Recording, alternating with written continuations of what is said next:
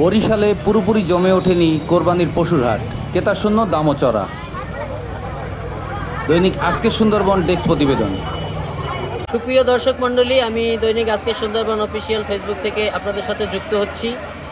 আসন্ন পবিত্র ঈদ উল আজহা উপলক্ষে, কোরবানির ঈদ উপলক্ষে আমরা আসছি বরিশাল নগরীর 24 নম্বর অরস্থ দপদপিয়া সেতু সংলগ্ন কোরবানির গরুর হাটে। সেখান থেকে আপনাদের দেখানোর চেষ্টা করব যে সেখানে কি পরিমাণ গরু আসছে বা ক্রেতা আছে কিনা, এই বিষয়ে আপনাদের বলার চেষ্টা করব। আপনারা দেখতে পাচ্ছেন যে এখানে কোরবানি ঈদ উপলক্ষে অনেক গরু নিয়ে আসছে ক্রেতা ও সাধারণ ক্রেতারা এখানে ঘুরে কেউ কেউ দাম বলছে।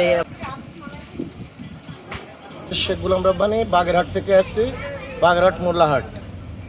আমি 20টা গরু নিয়ে আসছি। আজ সকাল 10টায় নামছি।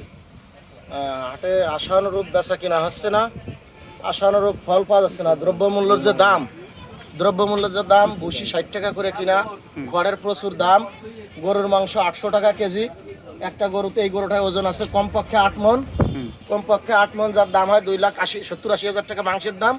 তাও কেউ 2 লাখের বেশি দাম বলতেছে না। 2 লাখ এত দাম মানে গত বছরের তুলনায় এবার নাকি আপনার গরুর চাহিদা অনুসারে নাকি আমরা জানতে পেরেছি যে আছে, কিন্তু এত দাম হওয়ার কারণটা কি? গরুর দাম, ওই যে খড়ের দাম, ভুসির দাম, দ্রব্যমূল্যের দাম ঊর্ধ্বগতি। আপনার গরুর মাংসের কেজি সারা বাংলাদেশে দেখবেন 800 টাকা করে কেজি। তাও অ্যাকুরেট ফ্রেশ মাংস পাওয়া যায় না। এরকম ফ্রেশ গরুর মাংস পাতে গেলে 800 টাকার নিচে হয় না। যেমন এই একটা গরুর কমপক্ষে 8 মণ ওজন আছে। 8 মণ মাংসের দাম, প্রতি মণ মাংসের দাম 32,000 টাকা। তাহলে 2,30,000 থেকে 40,000 টাকার মাংস আছে। এটাই 40-50,000 টাকার মাংস আছে, অথচ সে আশানুরূপ দাম কেউ বলতেছে না। আচ্ছা, এই যে প্রভাবটা, এটা কি আপনি কি মনে করেন যে আমাদের যে পার্শ্ব দেশ, যে আপনার ভারত থেকে যে গরুগুলো আসে, সেজন্য কি আপনার ভারত থেকে তো গরু আসতেছে না, দ্রব্যমূল্যের ঊর্ধ্বগতি। দ্রব্যমূল্য যে দাম, সব দ্রব্যমূল্য যে দাম, গরুর খাবারের যে দাম, বিশেষ করে আপনার খড়, ভুসি, গম, ভুট্টা, গরুর যা নিত্য প্রয়োজনীয় গরুর যে জিনিসটা আমরা খাওয়াই, এই একটা গরু পুষতে একজন মানুষের কমপক্ষে 2.5 লাখ 3 লক্ষ টাকা খরচ হয়ে গেছে। সে টাকাও গৃহস্থর উঠতেছে না। কুরবানির সময় আশানুরূপ মাংসের বাজারের তুলনায় একটু বেশি টাকা হবে, সেটা সবাই আশা করে, তা সেরূপ ফল কেউ পাচ্ছে না। আচ্ছা, আপনার এক খামারিতেই কি 20টা গরু? আমি গ্রাম থেকে ক্রয় করে আনছি। প্রত্যেকের বাড়ি একটা করে গরু বসে, ওই একটি বাড়ি একটি খামার প্রকল্প, সরকার যে কর্মসংস্থান ব্যাংক দেশে একটি বাড়ি একটি খামার, সে এনে ক্ষুদ্র ঋণ নিয়ে গ্রামের মহিলারা বা যে কোনো গৃহস্থ পরিবাররা একটা ছেলে সন্তান বা মেয়ে সন্তানের মতন লালন পালন করছে 1 বছর বা 2 বছর ধরে লালন পালন। আচ্ছা, সর্বশেষ আরেকটা প্রশ্ন ছিল যে আপনার এই যে টোটাল যে 20টা গরু আনছেন, এটার আনুমানিক সম্পূর্ণ দাম কত? মানে সবগুলো গরুর আপনার চাহিদা কত? 20টায় আনুমানিক প্রায় 35 থেকে 37 লক্ষ টাকার। আচ্ছা, ধন্যবাদ।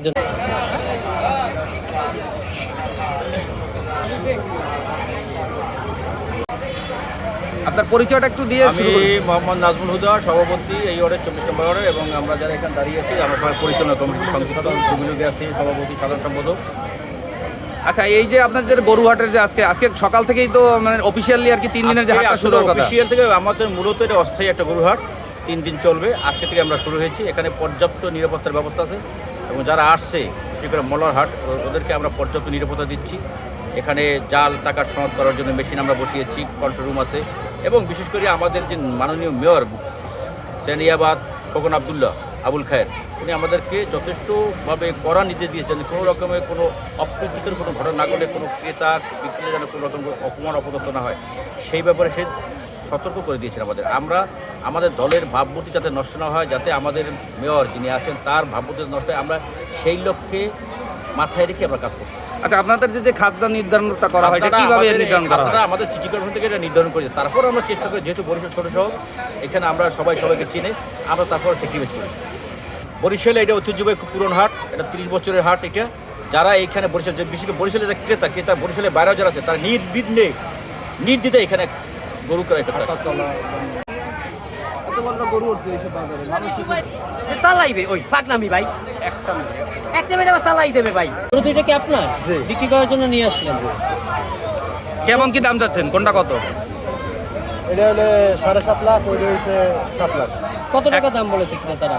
এটা বলেছে, এটা আমার বাড়িতে বাড়ি বলছে, এটা হলে 4.5 লাখ টাকা, ওইটা বলছে 4 লাখ। হাটে কোনো দাম বলেনি? হাটে কত? গরুর দাম এত হওয়ার কারণটা কি?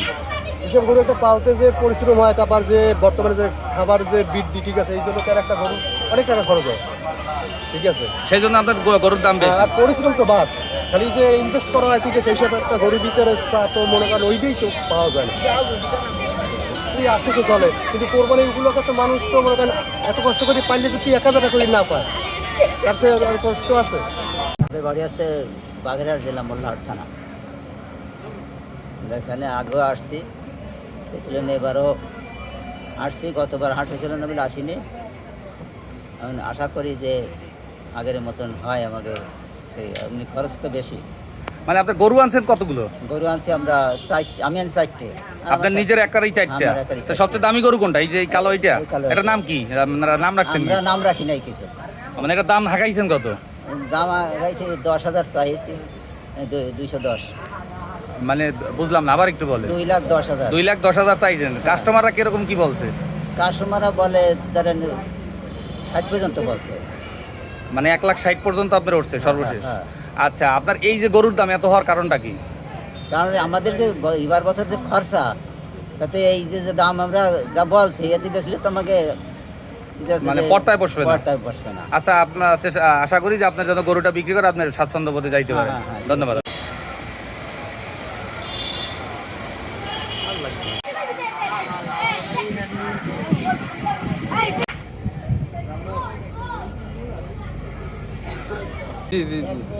কোন গরুটা দেখলেন?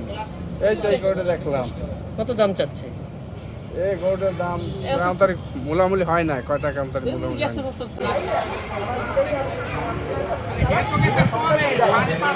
আমার